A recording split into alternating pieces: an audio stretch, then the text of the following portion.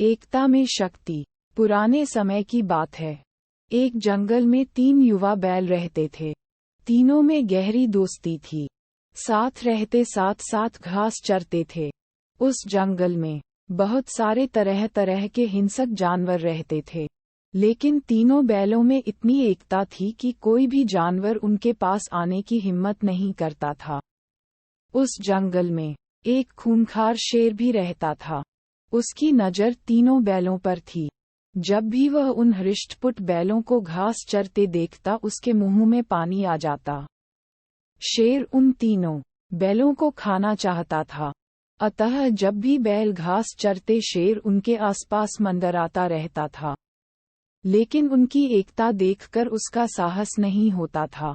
एक बार साहस करके शेर हमला करने के इरादे से एक बैल के पास गया, लेकिन तीनों बैलों ने मिलकर उसको सींग मार मार कर भगा दिया। अब शेर हमेशा तरकीब सोचता रहता था कि इन्हें कैसे खाया जाए।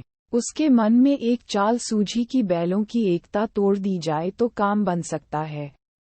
अतः मौका देखकर वह डरते डरते एक बैल के पास जाकर बोला, मैं कान में कुछ बात करना चाहता हूँ।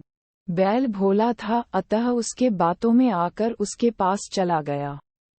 शेर ने अपना मुंह बैल के कान के पास रखा और वापस चला आया।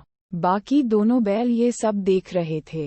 पहले बैल को उन्होंने पूछा कि बताओ, शेर ने तुम्हारे कान में क्या बात कही है? बैल ने कहा, कुछ नहीं। बस। दोनों बैल उससे नाराज हो गए और उससे दोस्ती खत्म कर दी एवं उसे दूर कर दिया। अब बैल अकेला रहने लगा, अलग रहकर घास चरता रहता। दोनों बैल उससे दूर दूसरी जगह चरते थे। शेर इस मौके की तलाश में था। एक दिन मौका पाकर शेर ने बैल पर हमला कर दिया।